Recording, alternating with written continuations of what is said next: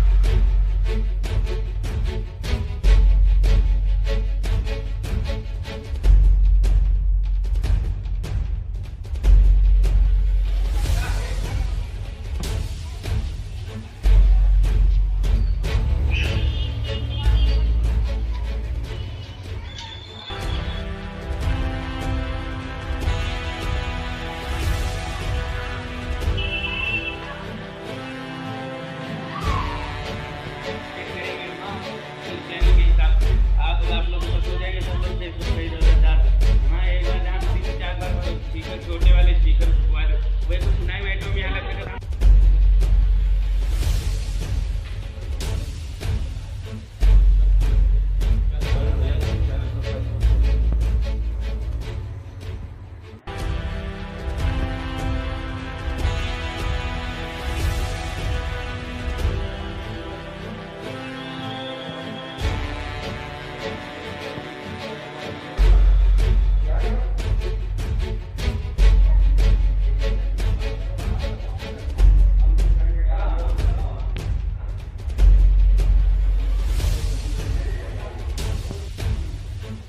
जयकारा लगाई।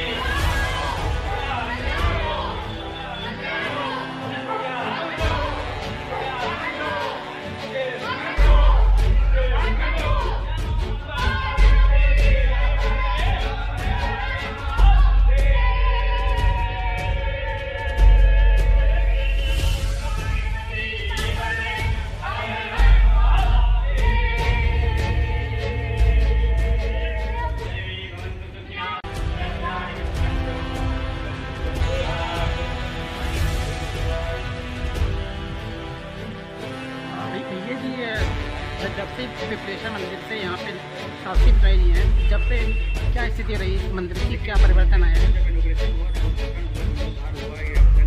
उसके बाद से हमने पंडित जी रखे हुए यही पास गए थे, धीरे धीरे करके भक्त यहाँ से जाने लगे थे, कटने लगे थे, बहुत ज़्यादा मतलब गंदगी और कुछ हो गया था। फिर एक दिन ऐसे घूमते घूमते मुझे बताने मिले कि जब से ये आए हैं, इनसे बात की आए हैं, उसके बाद आप खुद ही देख सकते हैं बच्चों में कितना भीड़ लगती है और क्या क्या है।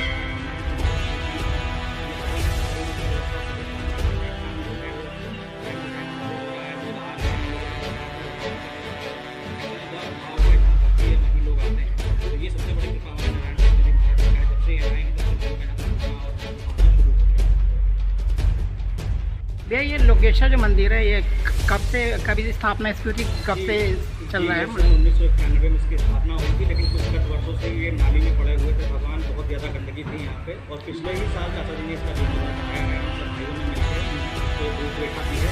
बहुत ही बुरी स्थिति थी जिसके फोटोग्राफ मैं आपसे शेयर करूँगा। सभी भक्तों का बहुत इसमें योगदान रहा है। गौतम भाई का, गौतम भाई का, सबने मिलकर बहुत अच्छा काम किया। हमारे पिताजी के लिए मान सम्मान के लिए प्रतिष्ठा का जो है एक वो हो गया था। उन्होंने कसम खा चुके थे कि जब तक मंदिर में मैं सामने लगे अपने घर में कदम नहीं रखूँगा। सावन का माह चल रहा है, इस उपलक्ष्य पे क्या कहना चाहते हैं? श्रावण मास महादेव के बारे में बताइए। श्रावण मास के इस महापर्व पर सभी भक्तों को जय बोलो, जय श्री राम, जय श्री बालाजी महाराज। सभी भक्तों को इस सत्यलोकेश्वर महादेव मंदिर व सभी पदाधिकारियों की तरफ से सभी भक्तों को जय श्री राम, जय श्री बालाजी महाराज, जय भोले। सभी भक्तों से यह निवेदन कि सभी भक्त इस श्रावण मास में सत्यलोकेश्वर महादेव में प्रत्येक दिन का पूजन अर्चन करें और लास्ट सोमवार को श्री भोलेनाथ का भव्य सा श्रृंगार किया जाएगा और प्रसाद वितरण आरती का एक पर्व जिसमें ओम नमः शिवाय का जप किया जाएगा। सभी भक्त आकर के इस महापर्व में भगवान बुद्ध भावन भोलेनाथ महाराज के श्रृंगार में अपने तन मन धन से एकत्रित होकर के सभी लोग अपने यथाशक्ति के अनुसार इस भोलेनाथ के दरबार में सहयोग करें। सभी भक्त, क्योंकि यह श्रावण मास का जो पर्व होता है, यह पर्व अनेक बार नहीं, यह बहुत ही पर्व एक उत्सव का है, क्योंकि यह जो मास होता है यह भोलेनाथ के निमित्त एक ही मास होता है।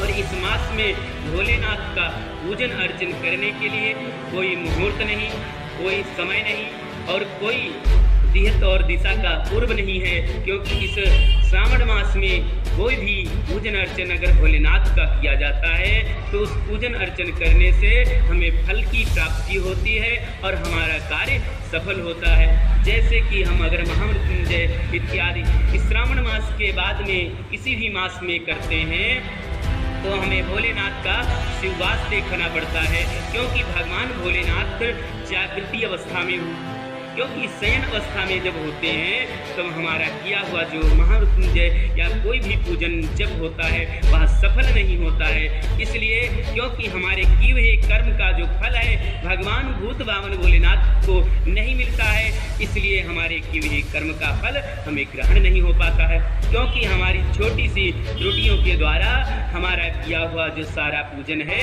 उसका फल नहीं।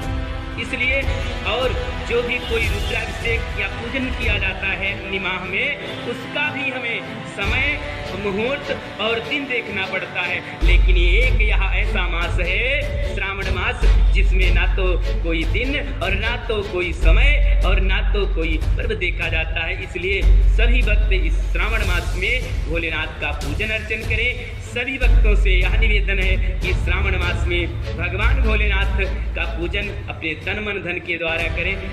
बहुत ही जरूरी नहीं है कि हमें भोलेनाथ का रुद्राभिषेक ही करेंगे तो फल मिलेगा। आप श्रद्धा और भाव से भगवान भूत भावन भोलेनाथ महाराज को एक बेलपत्र और अक्षत ले जा करके आप भगवान को उसमें दूध डाल करके भगवान को एक लोटा जल अर्पण कर देते हैं। 21 बार या 11 बार अपने मन से ओम नमः शिवाय का उच्चारण करने से आपको मंत्र नहीं आता है, आप कोई पूजा नहीं जानते हैं, आप कोई नियम नहीं जानते हैं, कोई ज़रूरत नहीं, क्योंकि हमारे भूत भावन भोलेनाथ महाराज कहते हैं श्रद्धा और सुमन से जो भी हमें पत्र पुष्प अर्पण करता है वह हम सब स्वीकार कर लेते हैं।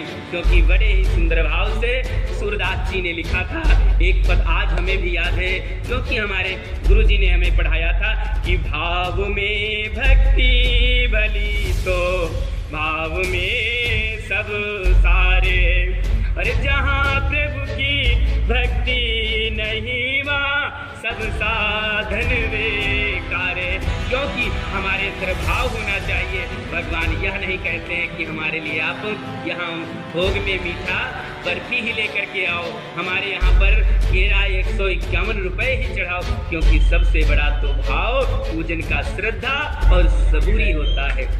इसलिए सभी भक्त इस सत्यलोकेश्वर महादेव में आकर के लास्ट सोमवार को बड़ा भव्य श्रृंगार किया जाएगा और हमें सारे समिति के पदाधिकारी और सभी भाइयों के द्वारा बड़ा ही सहयोग रहेगा। सभी भक्त आकर के इस श्रावण मास के लास्ट सोमवार में आकर के भगवान भूत बावन भोलेनाथ का दर्शन करें और आरती प्रसाद ग्रहण कर सभी भक्त अपने घर को पधारे। जय सिया राम, जय श्री बालाजी महाराज, जय भोलेनाथ।